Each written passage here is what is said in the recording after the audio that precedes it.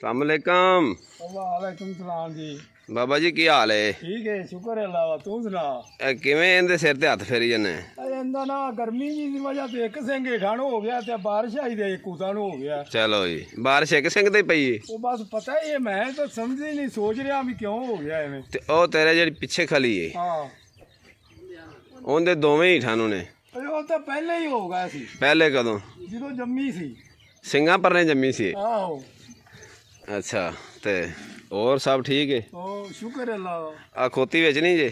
ਨਹੀਂ ਚੱਲ ਠੀਕ ਹੈ, ਜਲਦੀ ਜਲਦੀ ਕਰ ਲੈ ਸਫਾਈ। ਕਰ ਲੱਗਾ। ਅੱਛਾ, ਟਾਈਮ ਨਾਲ ਉੱਠ ਪਿਆ ਕਰ। ਸਾਰੇ ਡੰਗਰ ਜਿਹੜੇ ਨੇ ਆ ਵੇ ਚਿੱਕੜ ਦੇ ਵਿੱਚ ਖਲੇ ਨੇ। ਉਹ ਹੋਰ ਮਾਰ ਕਿਤੇ ਹੁਣ ਆ ਗਿਆ। ਇਹਦੇ ਬਲਾਵੇਂ ਲਾ ਆ ਗਿਆ ਦੁੰਬਿਆਂ ਦੇ। ਹਾਂ, ਆਪਦੇ ਆਪ ਧਿਆਨ ਕਰ ਲਿਆ ਕਰੋ। ਕੋਈ ਪੱਠੇ ਅੱਜ ਕੀ ਇਹਦੇ ਪਿੱਛੇ ਬੰਨ ਕੇ ਲਿਆਉਣਾ ਹੀ? ਉਹ ਟਰੈਕਟਰ ਸਟਾਰਟ ਕਰਕੇ ਪਿੱਛੇ ਹੱਲਾਂ ਪਾ ਲਓ। ਆ ਚਲੋ ਜੀ, ਜਲਦੀ ਖੋਲ ਜਲਦੀ। ਇਹਨਾਂ ਨੂੰ 1 ਕਿੱਲੇ ਤੇ ਕਿਉਂ ਬੱਧਾ ਆ ਜੀ? ਇਹਨਾਂ ਲਹਿਦਾ ਲਹਿਦਾ ਬੰਨਿਆ ਕਰੋ। ਲੈ ਉਹ ਕਿੱਲੇ ਦਰਜਨ ਕਿੱਲੇ ਤਾਂ ਇੱਥੇ ਲੱਗੇ ਨੇ। ਲੈ ਧੁੱਪੇ ਨੇ ਇੱਥੇ ਉਂਝ ਭਾਵੇਂ ਘੋਟੂ ਲੈ ਲੈਣ। ਚਲੋ ਠੀਕ ਹੈ। ਤੇ ਇਹ ਕਿੰਨੇ ਬਣਾਏ ਨੇ ਇੱਧਰ? ਇਹ ਘਰ ਆ ਲਓ ਜੀ। ਇਹ ਬੱਚਿਆਂ ਨੇ ਕਿੱਡੇ ਸੋਹਣੇ ਇੱਧਰ ਘਰ ਬਣਾਏ ਨੇ ਛੋਟੇ ਛੋਟੇ। ਇਹ ਵੀ ਤੁਹਾਨੂੰ ਚੈੱਕ ਕਰਾਈਏ। ਆਇਆ ਇੱਥੇ ਸਾਰਾ ਦਿਨ ਛਾਂ ਰਹਿੰਦੀ ਹੈ ਨਾ ਬਸ। ਹਾਂ, ਇਹ ਫਰੀਜ਼ਨ ਗਾਂ ਆ ਜਿਹੜੀ ਕੋਨੀ।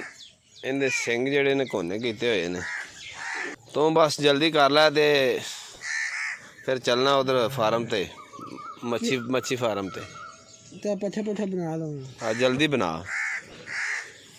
ਪੱਠੇ ਕੱਢਣ ਵਾਲਾ ਨਾ ਚਲ ਮਦੀਨੇ ਚਲਤੇ ਹੈ। ਦੋਸਤੋ ਤੁਹਾਨੂੰ ਫਾਰਮ ਹਾਊਸ ਵਿਖਾ ਰਿਹਾ, ਠੀਕ ਹੈ? ਤੇ ਵੀਡੀਓ ਨੂੰ ਲਾਈਕ ਤੇ ਕਮੈਂਟ ਕਰਨਾ ਜ਼ਰਾ ਮਿਹਰਬਾਨੀ।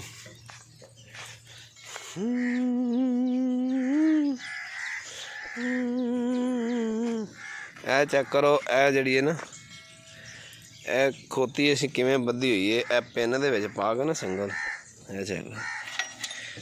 ਇਹ ਰੱਸਾ ਜਿਸ ਕਿਸਮ ਦਾ ਵੀ ਹੋਵੇ ਨਾ, ਜਿਸ ਕਿਸਮ ਦੇ ਮਰਜ਼ੀ ਰੱਸੇ ਨਾਲ ਇਹਨੂੰ ਬੰਨ੍ਹ ਦਈਏ, ਇਹ ਛਡਾ ਲੈਂਦੀ। ਇਹ ਬੜੀ ਤੇਜ਼ ਹੈਗੀ, ਚੱਕਾਂ ਨਾਲ ਖੋਲ ਲੈਂਦੀ।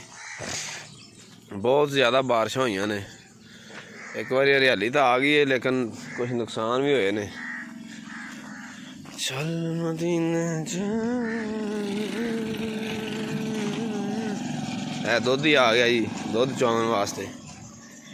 ਚੱਲ ਮਦੀਨੇ ਚਲਦੇ